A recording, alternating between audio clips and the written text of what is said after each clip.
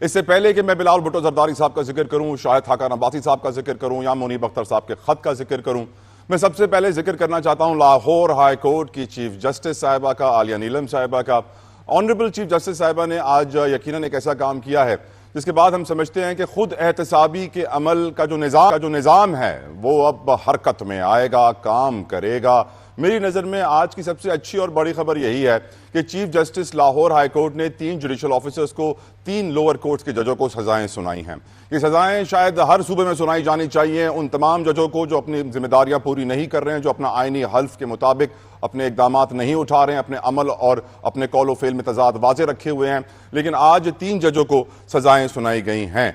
मैं नाम भी लेना चाहूंगा उन जजेस का, क्योंकि शायद वो आज हमारे लिए उतने मोहतरम नहीं रहे हैं। सिविल जज हैं खातून शाजिया परवीन साहिबा को फारिग कर दिया गया है, नौकरी से बर्खास्त तो कर दिया गया, लेकिन मेरा सवाल उनसे यही है कि उन्होंने अपनी सर्विस के दौरान जिन लोगों के साथ जुल्म किया, जो नाइंसाफियां की, जो एसेट्स बनाए, जो उन्होंने असासे बनाए, सबकी इन्वेस्टिगेशन होनी चाहिए और देखा जाना चाहिए कि उनका एज ए जज किरदार क्या था और अगर उसमें कोई प्रॉब्लम नजर आए। क्योंकि जो इस वक्त तक इतलात मीडिया के साथ शेयर की गई हैं, इन जजों को जो बर्खास्त किया गया है इसकी वजह है करप्शन और दीगर नौयत के इल्जामात। ये दीगर नौयत के इल्जामात क्या थे? जमीन हथियाने की कोशिश की गई, कुछ और फायदे पहुंचाने की कोशिश किए गए अपने अपनों को। हमारे मुल्क में रिवाज तो यही है।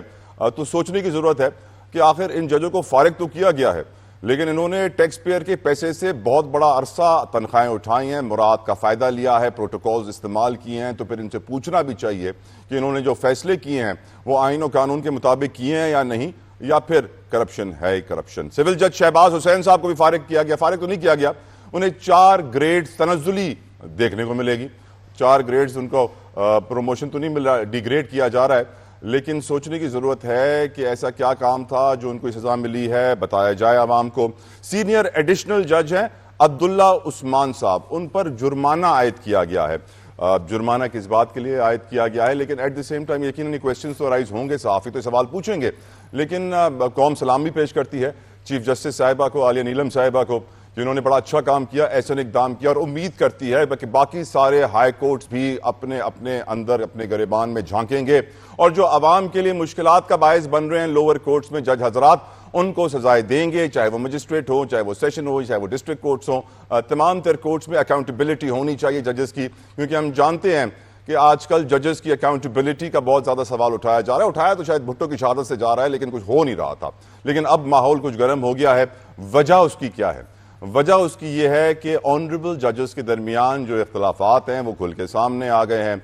आईनी तरमीम तो एक तरफ, हम जानते हैं कि काजी फायज ईसा साहब के अब आखिरी 25-26 दिन रह गए हैं उनकी सर्विस के, जिसके बाद वो रिटायर हो जाएंगे। वो चीफ जस्टिस जिसने आते ही लाइव ब्रॉडकास्ट शुरू किया था, ट्रांसपेरेंसी का अलमबरदार थे। वो कहते थे कि हम फ्री एंड फेयर, इंसाफ सबको फराम होगा, सही तरीके से हर किसी तक पहुंचेगा और किसी को तकलीफ नहीं होगी, अदालत में कोई भी साइल है उसको प्रॉब्लम ना हो। और लाइव ब्रॉडकास्ट के बाद तो हर कोई हैरान और परेशान हो गया था कि कमाल हो गया जी, ये तो हमने कभी जिंदगी में देखा नहीं था। लेकिन आज हम देख रहे हैं कि जो चीफ जस्टिस लाइव ब्रॉडकास्ट के बबांगे दौल ऐलान के साथ आया था, वो जाते जाते खत व किताबत का बाजार गर्म करके जा रहा है। मैं ये क्यों कह रहा हूं? मैं ये इसलिए कह रहा हूं क्योंकि हम जानते हैं कि जब मखसूस रिश्वतों का केस आया था, 2 जजेस ने इख्तलाफ किया था। न सिर्फ इख्तलाफ किया था, कहा था अक्सरियती जजों को मानना ही नहीं, उनके फैसले पे अमल ही नहीं करना। मंसूर अली शाह साहब ने 70 सफ़ात के ऊपर अपना जब फैसला दिया, उस केस का तफसीली वाज़े कर दिया। उन 2 जजेस का किरदार जजेस के मुनाफी था, उनका कैरेक्टर, उनका लेवल, जो रिमार्क्स उन्होंने दिए, अपनी हदों से तजावुज़ किया। जिसके बाद हमने देखा कि एक और खत आया मंसूर अली शाह साहब की तरफ से कि मैं कमेटी का हिस्सा अभी नहीं बन सकता, बताया जाए कि क्यों मुनीब अख्तर साहब को प्रैक्टिस एंड प्रोसीजर कमेटी से निकाला गया है, और बाकी डिटेल्स मांगी गई। जिसके बाद चीफ जस्टिस काजी फायज ईसा साहब का खत आया। उन्होंने बताया कि जस्टिस मुनीब जो है वो तो 11 बजे घर चले जाते हैं, अपना काम पूरा करते नहीं है, स्टे ऑर्डर दे देते हैं, केस दोबारा मुकर्रर नहीं करते हैं। तो यकीनन जस्टिस मुनीब के ऊपर बड़े खतरनाक एक चार्जशीट जैसे इल्जामात उस खत में जाहिर किए गए चीफ जस्टिस की जानिब से। जिसके बाद आज जब हमारे 4 ऑनरेबल जजेस आर्टिकल 63A नजरसानी रिव्यू पिटीशन की समाअत के लिए पहुंचे, तो देखा जस्टिस मुनीब पहुंचे ही नहीं है। फिर जस्टिस मुनीब का एक खत मौसूल हुआ है जिस खत में कहा गया कि कानूनी 2-3 नुक्ते उठाए गए कि जिसके बाद वो इस बेंच का हिस्सा होंगे। लेकिन आज उन्होंने इस बेंच में शिरकत से माजरत कर ली। चीफ जस्टिस ने कहा, वो खत पढ़ के सुनाया पूरी अदालत को जो मौजूद थे वहाँ पे, और फिर कल इसकी समाअत मुकर्रर की गई है। लेकिन इस खत के अंदर जो most important part is para 1, उसका छोटा सा हिस्सा आपके सामने पढ़ के सुनाऊंगा। वो कहते हैं हमारे ऑनरेबल चीफ, हमारे जस्टिस सुप्रीम कोर्ट के justice Munib, the chief justice has responded to this note by his letter rather than engaging with the serious concern raised and expressed in the letter. It is regrettably said a little more than, in part, a smear campaign and an exercise in self-adulation. वाज़े तौर पे justice Munib ने जवाब दिया है, क्योंकि उनके character के ऊपर, उनकी परफॉर्मेंस के ऊपर चीफ जस्टिस ने अपने खत में सवाल उठाया था, जवाब दिया था जस्टिस मंसूर अली शाह को, जिसके बाद आज जस्टिस मुनीब ने कह दिया है कि एक कैंपेन चलाई गई है मेरे खिलाफ इस खत के जरिए, और सेल्फ एड्यूलेशन यानी अपने मुंह मियाँ मिट्ठू बनना। उनके मुताबिक हमारे ऑनरेबल चीफ जस्टिस साहब अपनी तारीफें कर रहे हैं, दूसरे जजेस की बुराई कर रहे हैं। इससे हुआ क्या है, क्या चीज़ सामने आई है? ऑफकोर्स ऑनरेबल जजेस के दरमियान जो इख्तलाफात हैं वो खुलकर कौम के सामने आ गए हैं। एक तरफ हम देख रहे हैं सियासतदान आईनी तरमीम की तैयारी कर रहे हैं, मौलाना फजलुर रहमान साहब मुखालफत कर रहे हैं, शाहिद खाकान अब्बासी साहब कह रहे हैं कि रात के अंधेरों में आईनी तरमीम आएगी, और बिलावल भुट्टो साहब कह रहे हैं कि हम आईनी अदालत बना के रहेंगे। दूसरी तरफ हम देख रहे हैं कि सुप्रीम कोर्ट के जजेस के दरमियान जो इख्तलाफात थे वो खुल के सामने आ गए हैं। ये इख्तलाफात शायद उन हाई कोर्ट के 6 जजों के खत से शुरू हुए थे, जिन्होंने कहा था कि हम पे दबाव डाला जा रहा है, हमें प्रेशराइज किया जा रहा है, हमारे घर वालों को उठाया जा रहा है, फिर वो केसेस, फिर ऑडियो लीक से केसेस, और फिर बेंच की तश्कील का formula, practice and procedure act, और फिर उसके बाद तरमीम। सब कुछ देखने के बाद वाज़ेह हो गया है कि अदलिया का जो निज़ाम है वो इस वक्त बहुत ज़्यादा मुश्किलात का शिकार है, बड़े प्रेशर में है, चाहे वो अदालत के अंदर के मामलात हों, अंदरूनी मामलात हों या बैरूनी मामलात हों, दबाव हर तरफ है। और क्या काजी फायज ईसा साहब अपने आखिरी 25 दिनों में अपनी परफॉर्मेंस से, अपने फैसलों से, अपने किरदार से, अपने इकदार से ये साबित कर पाएंगे कि वो अदलिया में इस्तेहकाम छोड़ के जा रहे हैं, क्योंकि मंसूर अली शाह साहब ने बनना है, अभी तक उनका नोटिफिकेशन जारी नहीं हुआ है। और बहुत सारे आईनी मास्टर्स ये कहते हैं कि अगर ये आईनी तरमीम आ गई तो मंसूर अली शाह साहब का नोटिस भी नहीं निकलेगा। अनदर क्वेश्चन मार्क, क्योंकि हम जानते हैं काजी साहब का नोटिफिकेशन तो 3 महीने पहले निकल गया था, अब 25 दिन रह गए हैं, देखना यह है कि नोटिफिकेशन कब तक आएगा। लेकिन मेरी नज़र में बिलावल भुट्टो जरदारी साहब ने और शाहिद खाकान अब्बासी साहब ने अपनी आज की मीडिया गुफ्तगू में ऑफकोर्स एक और बड़ा कंसर्न रेज किया है कि बलोचिस्तान में एहसास महरूमी है, ये सौतीलेपन वाला जो मसला है ये आखिर कब हल होगा। और हम जानते हैं कि पीपल्स पार्टी की हुकूमत है, सरफराज भुट्टी साहब पीपल्स पार्टी के चीफ मिनिस्टर हैं बलोचिस्तान में, और आज उन्होंने सैलाब मुतासरीन के अंदर इमदादी चेक्स भी तकसीम किए हैं। एट द सेम टाइम एक बहुत सीरियस कंसर्न है, बलोचिस्तान पाकिस्तान का आधा है ज़मीनी लिहाज से, और वसाइल के लिहाज से मैं कहूँगा कि जितने ख़जाने बलोचिस्तान में हैं किसी सूबे या शहर के पास नहीं है।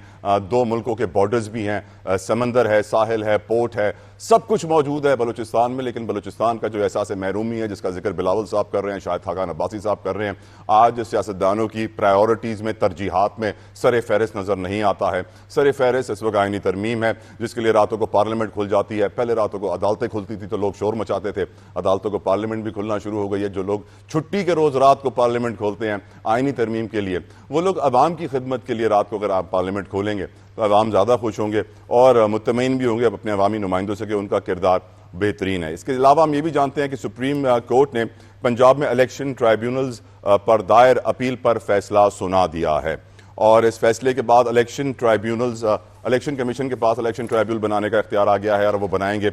हम ये जानते हैं कि ट्राइब्यूनल्स का अगर हम तारीख उठाएं पाकिस्तान में, तो इलेक्शन होने के बाद अगले इलेक्शन तक ट्राइब्यूनल्स के फैसले आते रहते हैं। पाकिस्तान की तारीख भरी पड़ी है कि अगर 5 साल हुकूमत है तो 2.5 साल एक शख्स ने MPA MNA की सीट पे गुजारे, और फिर ट्राइब्यूनल का फैसला आया, फिर अगले 2.5 साल दूसरे शख्स ने गुजारे। यकीनन इन फैसलों में एक टाइम बार होना चाहिए, जल्द अज जल्द फैसले आने चाहिए। इलेक्शन के मुतालिक ये केसेस हैं, और इलेक्शंस के 3-3, 4-4, 5-5 साल तक इनके फैसले ना आएँ तो फिर इन ट्राइब्यूनल्स का कोई फ़ायदा नहीं है।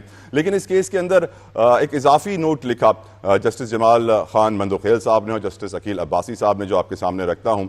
उस नोट में उन्होंने लिखा है कि सेक्शन 140 इलेक्शन कमीशन को जजेस पैनल तलब करने का इख्तियार नहीं देता। इलेक्शन कमीशन इस पैनल का मुतालबा नहीं कर सकता है कि हम एक लिस्ट दो जजों की और हम खुद चूज करेंगे कौन सा जज ट्राइब्यूनल बनाएगा। मुकन्निना की इस कानून में सोच वाज़ेह है। मुकन्निना ने इलेक्शन कमीशन को जजेस का पैनल मांगने और इंतखाब का इख्तियार नहीं दिया है। इलेक्शन कमीशन को हर जज पर एतमाद करना चाहिए। जमाल मंदोखेल ने मजीद कहा कि इलेक्शन कमीशन एक ट्राइब्यूनल के लिए एक ही जज के नाम का मुतालबा कर सकता है। इलेक्शन कमीशन एक आईनी इदारा है और जजेस आईनी ओहदेदार हैं।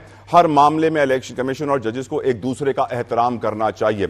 अगेन जो मैंने आपको पढ़ के बताया, ये वजह यही थी कि एक तो इलेक्शन कमीशन अपने आइनी दायरे इख्तियार से तजावुज़ कर रहा है, और दूसरा तमाम तर आइनी इदारों को जजेस का एहतराम करना चाहिए, चाहे वो कोई भी जज हो, मोहतरम है आइन के तहत, कानून के तहत, सिस्टम और निज़ाम के तहत। लेकिन ये एहतराम कम होता जा रहा है, लोगों का एतबार जिस तरह अदालतों पे कम हुआ है, जिस तरह अदलिया के दरमियान इख्तलाफात खुलकर सामने आ गए हैं, तो लोग यही सोच रहे हैं कि जो जजेस अपने दरमियान के इख्तलाफात दूर नहीं कर सकते, वो कौम के इख्तलाफात क्या दूर करेंगे। आइन जो कि एक सोशल कॉन्ट्रैक्ट होता है हर पाकिस्तानी का अपने मुल्क के साथ, अगर उस सोशल कॉन्ट्रैक्ट को बनाते हुए उसमें तरमीम करते हुए अवामी नुमाइंदों का किरदार कम और बैरूनी कुव्वतों का किरदार ज्यादा नजर आएगा, तो लोग पूछेंगे कि ये कैसा सोशल कॉन्ट्रैक्ट है जिसके ऊपर हम अमल तो करेंगे, लेकिन क्या मनो अमल करेंगे या सिर्फ लफ्जी गोलाबारी होगी।